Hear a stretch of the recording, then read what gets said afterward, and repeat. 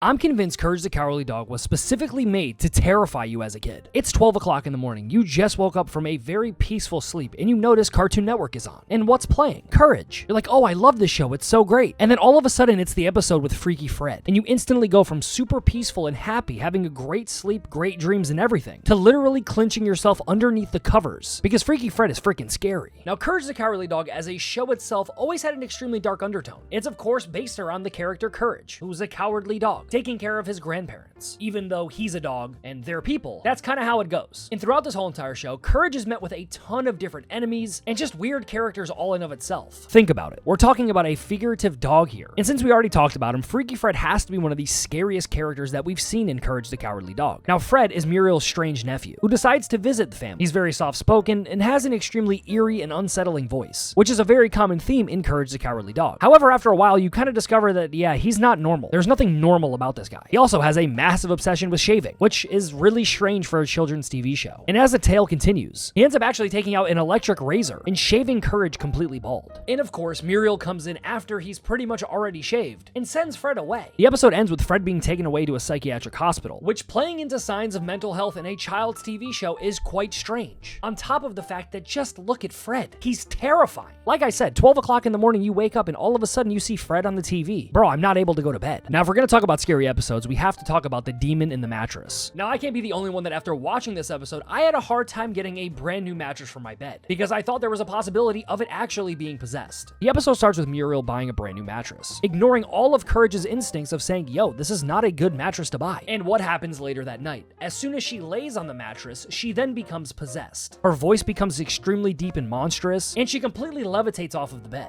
giving major Exorcist vibes. And of course, terrifying Courage. As Muriel's possessed, she then terrorizes the whole entire house, speaking in demon voices, spinning her head in full circles, which, as I said, is clearly a reference to The Exorcist. And of course, begins causing chaos. And of course, what is Courage doing? He's trying to figure out how to save her. And eventually, Courage ends up calling an exorcist, who of course turns out to be a con artist, and is completely useless. With no other option, Courage decides that he's going to fight the demon himself. He ultimately tricks the demon into leaving Muriel's body and possessing the mattress again. And of course, the episode then ends. Now look, we can obviously tell this was a clear-cut copy of The Exorcist, or at least a little bit of a parody, but you'll see a recurring theme in this. We are talking about a child's TV show, and it's by far one of the scariest episodes in this whole entire series. We then have to talk about the episode Perfect, which this episode serves as a series finale, where Courage is repeatedly scolded by an old, strict school teacher, who completely appears out of nowhere. As I said, Courage is in the middle of nowhere, Kansas. Bro is practically Dorothy. She tells Courage that he must become perfect, and starts forcing him into doing the most ridiculous lessons possible, such as writing properly, walking properly, breathing correctly, and every time he fails, she harshly criticizes him. Now, this might not sound like an absolutely terrifying episode, but in and of itself it is. Have you ever had a school teacher that genuinely just pisses you off? Makes it seem like getting something wrong is the wrong thing to do? Like, bro, I thought we were here to learn. I don't know how to pronounce this word, so why don't you teach me how to do it? And as I said, we're talking about a child's TV show here. We're not talking about a grown-up adult TV show of somebody getting made fun of because they can't read. We're strictly talking about a child's TV show on Cartoon Network. The episode ends with Courage realizing that there's nothing such as perfect. He accepts the school teacher for who they are, and the school teacher then just disappears. And it turns out this was all just a nightmare, which I guess technically it teaches a very good lesson for people to realize that, hey, people aren't perfect. But it's just a really, really strange undertone for a kid's TV show. And finally, you have the most terrifying episode in the whole Courage the Cowardly Dog catalog, called King Ramsay's Curse. The episode starts with two criminals stealing an ancient Egyptian slab from a tomb. And as they flee, they encounter King Ramsay, a ghost spirit, who demands them to return the slab or suffer his curse. Now, what do the criminals do? They say, yeah, you're good, buddy. I'm gonna keep this slab. And of course, the curse then causes their demise. But all of a sudden, later on, the stolen slab then appears near Courage's house, quite literally in the middle of nowhere, Kansas. And once the slab pops up, Courage's grandfather decides, hey, look, I want to keep it. Even though Courage then warns him, like, look, you don't want to keep that. We all know how his grandfather is. And as a result, King Ramsay comes out of nowhere, inflicting 3 terrifying curses: the plague of locusts, which is a swarm of locusts that attack the farmhouse, nightmarish music loop that has an extremely eerie song playing that disturbs the whole entire house, and a flood, where the house quite literally starts filling with water, threatening to drown them. And even though all of this is going on, Eustace, the grandfather, still does not want to give the slab back to King Ramsay. Courage then, of course, eventually steals the slab back, returning it to King Ramsay, stopping the curses altogether. However, the last couple moments, Eustace retrieves the slab once again, hoping to sell it, only to be cursed one more time, and being completely turned mummified, still clinging to all of his greed. And that's pretty much how the episode ends. Now, it's not that these episodes themselves were scary. It's the characters, it's the undertone, it's the actual way that they look that genuinely would terrify you you if you were a 12-year-old kid watching Courage the Cowardly Dog. Now, as I said before, Courage the Cowardly Dog had to have been made strictly to scare you as a child. And I go back to the theory that I used earlier. It's 12 o'clock at night, you just woke up from great sleep, you gotta pee. You get up, your TV's still on, all of a sudden you see Freaky Fred or the Curse of King Ramsay on your screen. Now you not only don't want to use the bathroom because you're scared of the dark, but you can't go back to sleep without having a nightmare. Courage the Cowardly Dog was still one of my favorite shows as a kid, but it definitely scared the shit out of me. But hopefully you guys did go and enjoy today's video, and if you did, don't forget to smack a like on it, that'd be greatly appreciated. Comment down below what else you guys want to see on the channel. With all of that being said, guys, my name is Chris, and of course, I will catch you guys on the next one.